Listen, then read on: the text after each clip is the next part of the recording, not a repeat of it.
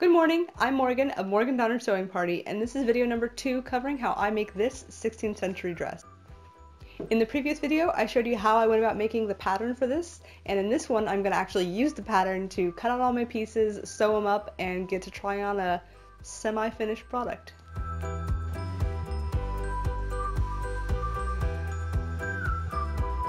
Now that our pattern is complete and tested with a mock-up, it's time to start creating the actual dress. Now, I like to use chalk to draw my outline, but always test it out on a corner of fabric first, because sometimes chalk won't rub out as well on some fabrics versus others. I did not include a seam allowance on the paper pattern, so I'm adding that to the fabric now. I tend to prefer a 1 centimeter seam allowance because that's the width of my sewing machine foot. More might be better if you're using a fabric that really wants to fray. Next up, I separate my front and back pieces to make them easier to maneuver around and add a lining and inner lining. I'm cutting 3 layers for each pattern piece, a polka dot fashion layer, which will be visible on the outside when we're done, and 2 layers of canvas. This bodice is going to have a lot of structure, and the canvas will provide the needed body and strength. As a side note, this beautiful polka dot fabric is not necessarily something I would recommend for historical garments.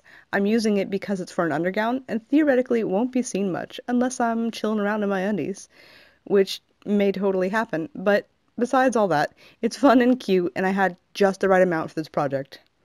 This bodice is going to be boned, so I set aside the gray fabric for now and grab just the canvas.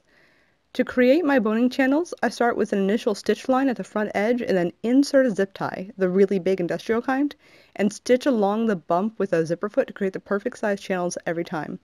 You could also just measure the width that you would need for a channel instead of having to insert your zip tie each time to create your widths. Stitching a line at the bottom of the channels will help keep your bones from falling out as you insert them. Don't forget to include a bone or two in the back seam. It doesn't really need support the way the front does, but that little point at the bottom will wrinkle and fold up if we don't give it some bone support.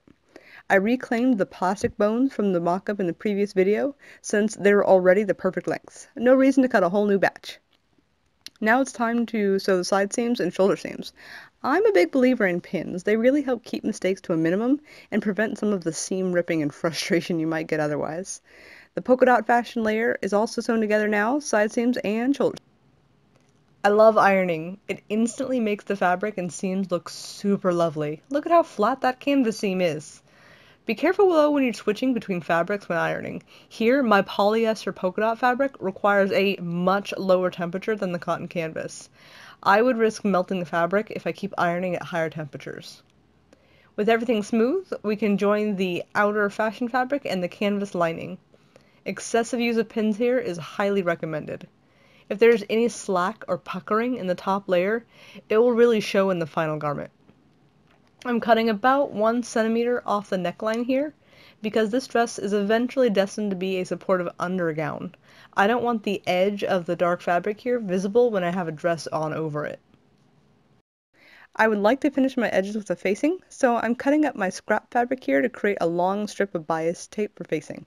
I don't have a lot of this fabric, and I'm still going to need to cut a whole skirt out of it, so I'm starting with just the scrap to stretch what I have left as much as possible. Join these strips together so they become one long strip of bias tape and sew that tape around the edge of the bodice. If I were to do this again, I would probably bind the edges rather than try to face them, but live and learn. Of course, right after I recommend using all the pins all the time, I'm sewing this tape without any pins.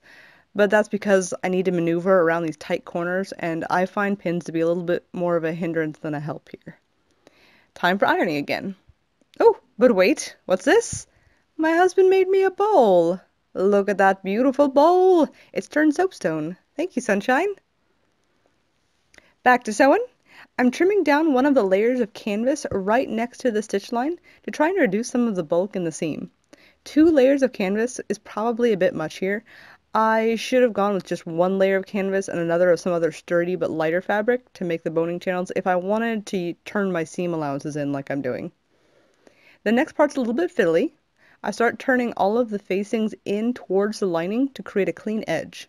As I turn, I pin and adjust the fabric smooth, sometimes clipping the bias tape to get the facing to stretch around an inner corner. I like to hand sew the facings down to avoid any visible machine stitching on the outside of the bodice. I'm stitching the gray facing to the canvas lining with a whip stitch, taking care not to let the needle catch any of the surface fabric.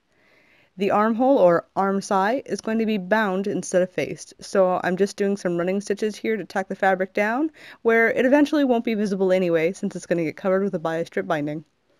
To lace up the bodice, I'm using an awl to poke holes big enough for my tapestry needle and ribbon to lace through. Later on, the holes here could be reinforced with eyelets, but this fabric is so strong that I'm probably just going to leave it as is without eyelets. It's time for my favorite part again, trying on the bodice. Very quickly here, I figured out that it's smaller than I wanted it to be. My mock-up was able to meet in the middle just fine, but it was also only 2 layers of a much thinner fabric. I think it fooled me into thinking it was too big, so I removed a whole inch out of the side seam, which now in my tough fabric means it's too small. Always use the same fabric as your final version if at all possible. Time to fix my mistake. Fortunately, it's not unheard of to have a lace up front and sides, and back, so I'm going to unpick the side seam here and turn it into lace up openings. Be very careful when you're seam ripping. It's easy to accidentally cut into your fabric like I've done here. Whoops. To finish the seam, I'm just whip stitching the edges together. While I'm doing some hand sewing here anyway, I might as well finish the bottom. First, I trim away the excess canvas seam allowance, then do some basting stitches to keep the canvas seam allowance flat, and then I can fold the gray seam allowance under it and whip stitch the two fabrics together. The bodice pieces get the same treatment. Tack down the canvas seam allowance to make it flat. Usually I just use a running stitch. And then tack down the fashion fabric with some whip stitches, keeping care to keep them as invisible as possible. The corner here is a little bit tricky and just requires a bit of careful finagling. With the bodice nearing completion, we can finally start out on the skirt. The construction of the skirt will be part of the next video, but for now I'm going to start cutting because I need a little bit more bias tape to bind the arm side of my bodice. And so I'm going to use this diagonal space in between these two gores to get that additional strip. It will not be on the true bias since this isn't an exact 45-degree angle, but it'll work well enough for the purpose. To finish off the straps, I sew some of that not quite bias tape onto the shoulder seam and then wrap it around to encase the raw edges. Pins help hold it in place until I can start sewing the binding down. The bodice is pretty much done. We just need to get it laced up. I removed the white ribbon from earlier to replace it with this black ribbon to better match the fabric.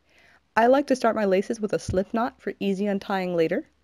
I already opened up the lacing holes for the front, but the back openings both still need to be measured and new holes made with the awl.